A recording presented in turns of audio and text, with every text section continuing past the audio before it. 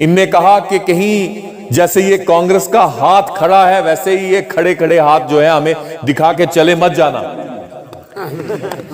लेकिन मैं ये दुआ करता हूं, मैं ये अल्लाह से दुआ करता हूं, क्या अल्लाह इस हाथ की हिफाजत करना, इस हाथ को खड़ा रखना, क्योंकि जब तक यह हाथ, यह कांग्रेस हमारे मुल्क में खड़ी थी तो यहां पे हिंदू, मुसलमान, सिख, ईसाई सबकी इज्जत थी। ठीक है नहीं थी? किसी को अलग चश्मे से नहीं देखा जाता था। जब कांग्रेस थी तो यह मुल्क हिंदुस्तान था।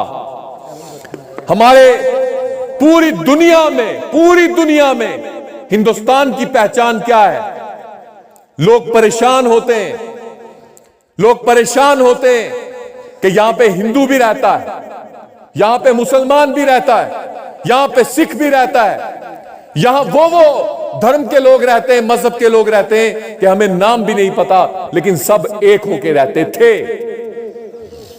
जब तक कांग्रेस का हाथ खड़ा था।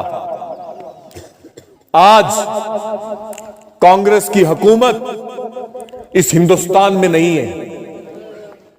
जिस कांग्रेस ने 70 साल तक हिंदू, मुसलमान, सिख, ईसाई को जोड़ के रखा और 70 साल से पहले आजादी की जंग लड़ी और वो जंग जीते भी, वो इसलिए जीते क्योंकि उसमें सब लोग हम एक थे। जंगें तब लड़ी जाती हैं कि जब फौज हो और जब सब एक हो, तब हम एक थे। आज आपने देखा होगा हमारे मुल्क के हालात ऐसे क्यों हैं? क्योंकि हमें तोड़ दिया, हमें बांट दिया। जो हिंदू और मुसलमान का प्यार था वो आज बट चुका है। आज हिंदू को अलग नजर से देखा जाता है, मुसलमान को अलग नजर से देखा जाता है।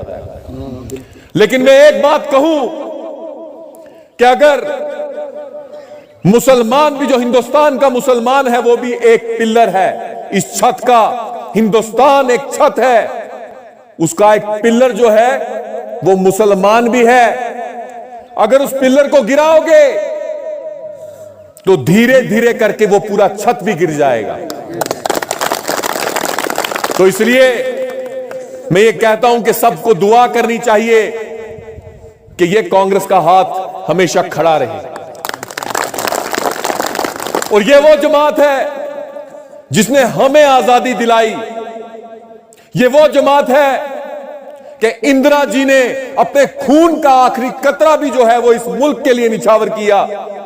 ये वो जमात है कि इंदिरा जी के ही बेटे राजीव गांधी जी ने अपने खून का आखिरी कतरा भी जो है वो निछावर किया। तो ये कांग्रेस हिंदुस्तान की शान है। और मेरी भी यही सोच है कांग्रेस वाली।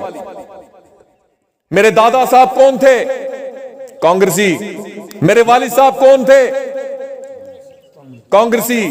आज इमरान जफर कौन है? कांग्रेसी। हमने पार्टियां नहीं बदली, और हमने जब पार्टी चुनी सोच समझ के चुनी। खाली इलेक्शन लड़ने के लिए और एमएलए बनने के लिए नहीं चुनी। हमने वो पार्टी चुनी कि जिसकी सोच थी सबको साथ में ले चलने की। आज मैं आप सबसे गुजारिश करता हूं कि इस हाथ को मजबूत करो। आज हमारी रियासत का क्या हाल है? आज हमारी रियासत ऐसे है जैसे यतीम है। आज मैं आज तंजीम का नाम नहीं लूंगा, लेकिन जो तंजीमें यहां पे रही उन तंजीमों ने जो है वो 370 की रखवाली नहीं की।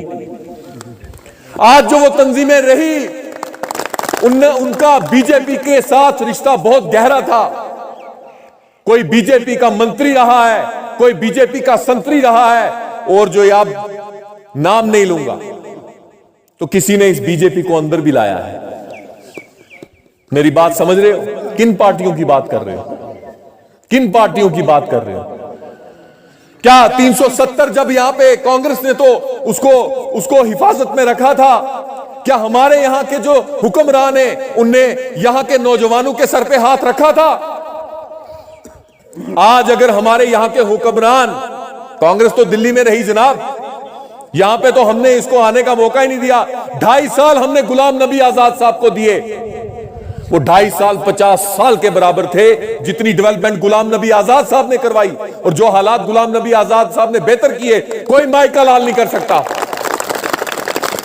कांग्रेस तो यहां रही नहीं, वही पार्टियां रही जिनको आपने वोट दिया। आज आप कांग्रेस को दोष नहीं दे सकते।